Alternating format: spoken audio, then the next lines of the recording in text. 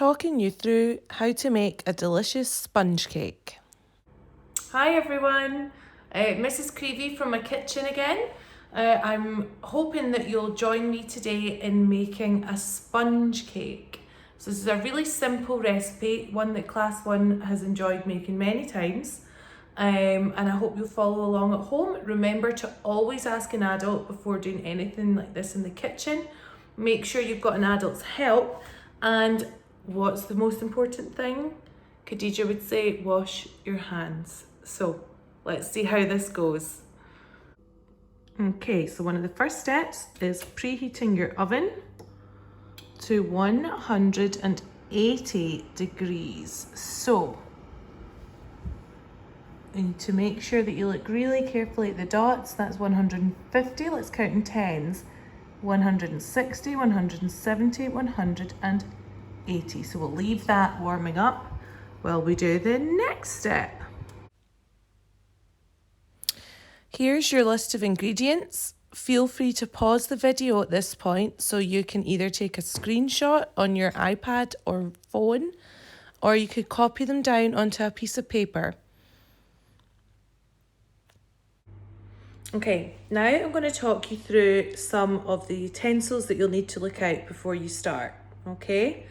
So if you just let me turn the camera around, you'll see the things that I've looked out. So we've got a sieve here, and that's for sifting the flour, making sure all the grain's out of it. We've got a wooden spoon for mixing, a mixing bowl. We've got a tablespoon and a teaspoon. We've got different measuring cups here, 1/4 of a cup, 1/2 of a cup, 3/4 of a cup, and a whole cup, okay? That'll help you with your fraction work. And some baking parchment to line the loaf tins to make sure that the sponge doesn't stick to the very bottom, because there's nothing worse than losing half of your cake when it sticks to the bottom of the loaf tin. Now, I'm going to do two, one for my house and one for my sister's house, which I'm going to drop at a safe distance. But the amount of ingredients that I've given you in the list is just enough to make one. So I'm going to double the amount that I use. Okay, so we're going to check that we've got all the right ingredients. So from checking the list, we've got butter, sugar, eggs, which were really difficult to get, self-raising flour, baking powder, milk, and vanilla extract, one of my favourite things. Now, the icing sugar will be kept for doing the icing at the very, very end, so we don't need that just now.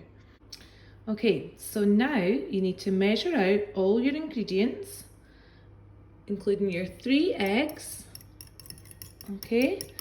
And once you've done that, you can start to combine them in your mixing bowl.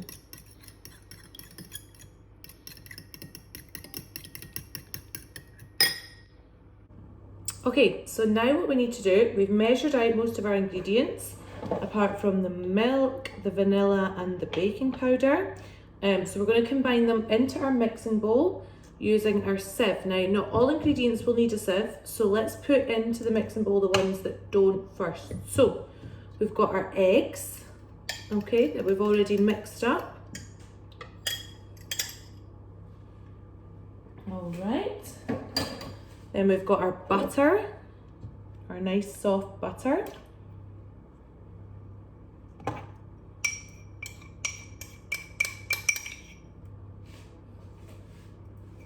It's important to make sure we get out every little bit. We don't want any waste.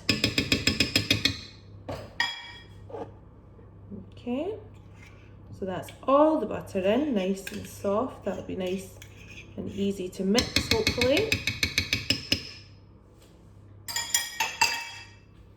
Then what we'll do is we'll put the sugar and the flour through the sieve. So we'll do the flour first.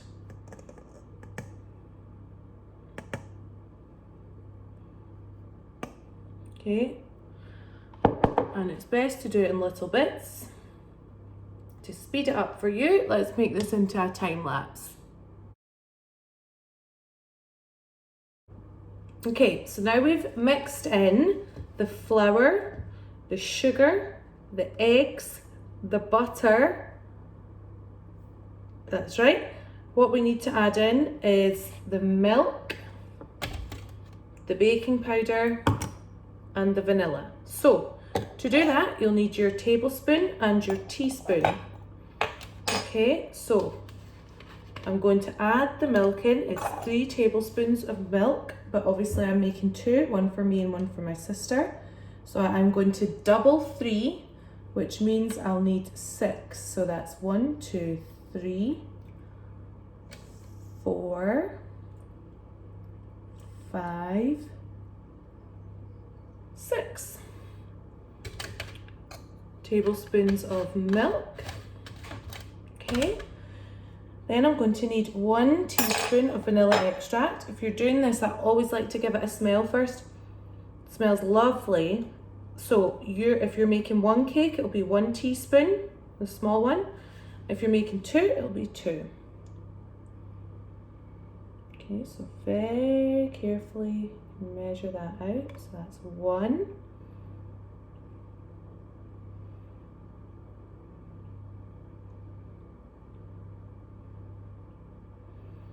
And 2.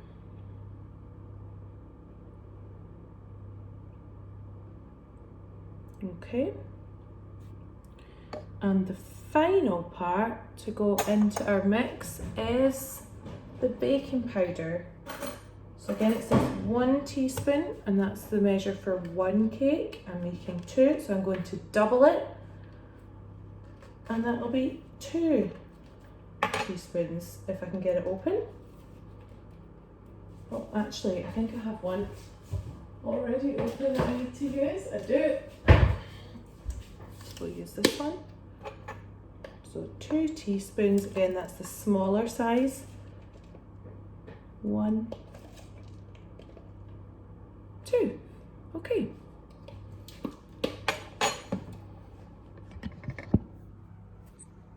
Now, as you can see, our mixture is all in the mixing bowl. We need to mix this up really, really well. I wish some of you were here to help me do this.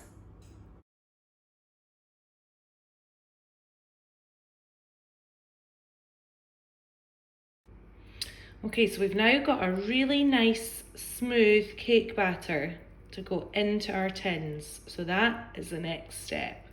Well done for doing all that mixing. Okay, so we've now got 2 loaf tins full of our cake batter, ready to go into the oven to cook. So, your preheated oven should be ready to go. So carefully ask an adult for help with this. Okay, there we go, that's better. 2 hands with the oven gloves to protect my hands. Oh, drop my towel. And we put our cakes straight into our preheated oven. Okay, now they should cook for around 40 minutes. So set a timer on your phone or look at your watch, and you can also keep an eye on them while they're cooking. Okay, so let's have a look while our loaves are cooking in there. You can see that. All right, we'll just leave them to cook away just now, and we'll turn our attention to the icing. So we need some icing sugar and some sprinkles. So what we'll do is we'll prepare the icing just now, and then we can add the icing on top of the cakes once they've cooled down. So once you've measured out your icing, what you need to do is really, really slowly and carefully add a tablespoon of water at a time and start to mix it to make sure that you don't have any lumps or bumps, because nobody likes lumpy icing. Now I've started mine, and as you can see, it's a bit too thick. So I'm going to add in a tiny bit more water, really carefully, because we don't want it too runny either. Okay, and just mix away. Mix, mix, mix until you get the right consistency that you're happy with. That looks a bit better.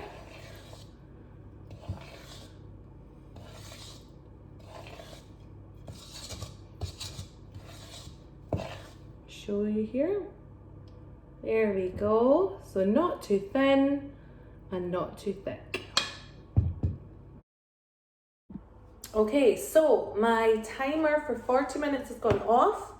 My cakes look nice and brown, so I'm going to take them out and show you how you can check if they're cooked. Okay, let's see.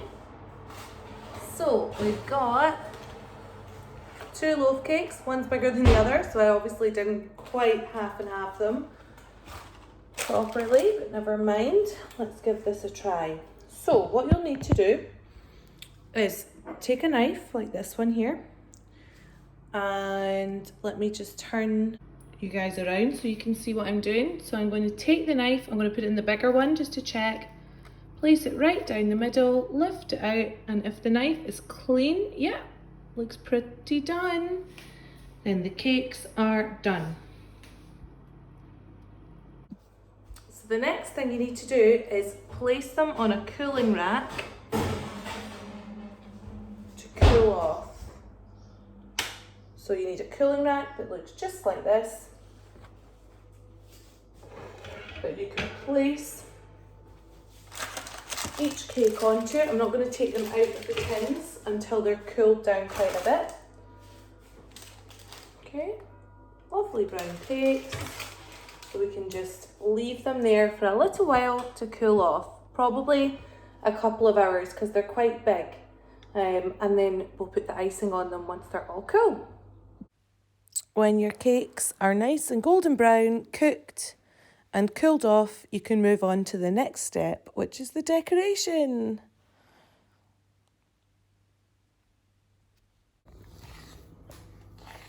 Okay, so what we need to do now is you need to take a little bit of icing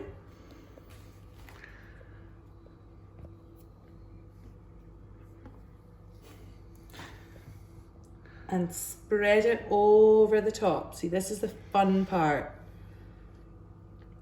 You need to remember to make sure that you wait until your cakes are nice and cool.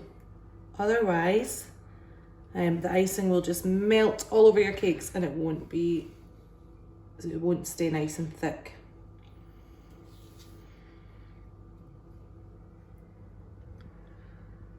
And then... Okay. Oh. So then once you've got your icing on there, you can just take a fork and spread it all the way across, and then it also leaves a really nice pattern on top. So you want to just make sure that you've got enough to cover the top of your cake. I'm going to put a little bit more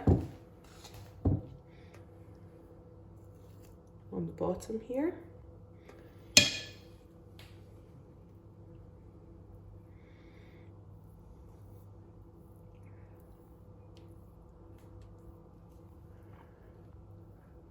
Yum.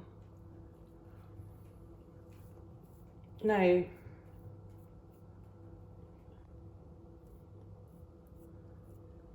the last and final step to decorating your cake is the sprinkles. So again, the most fun part and the part that class 1 enjoy the most. Pour out a few sprinkles, like so, and add to the top of your cake. Try and not let them go everywhere, like I'm doing right now.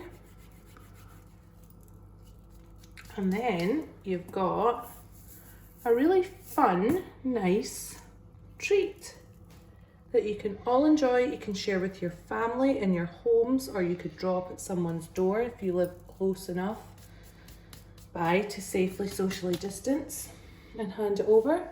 And that's that. Done.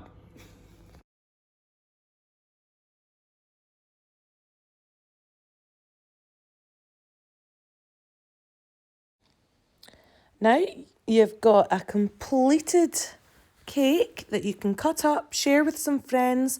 As I said, I'm going to drop one of mine to my sister who lives across the road from me.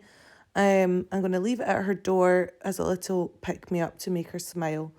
So I really hope that some of you managed to make something like this. You could also do cupcakes or a small round cake if that's the kind of cake tin that you have at home. Just use whatever you've got in the house. Okay, now for the final and best bit of the whole thing. Licking the spoon. Cheers. Love you lots. I hope you enjoyed that. And if you managed to make it at home, please send me pictures. I'd love to see them. Lots of love. Bye.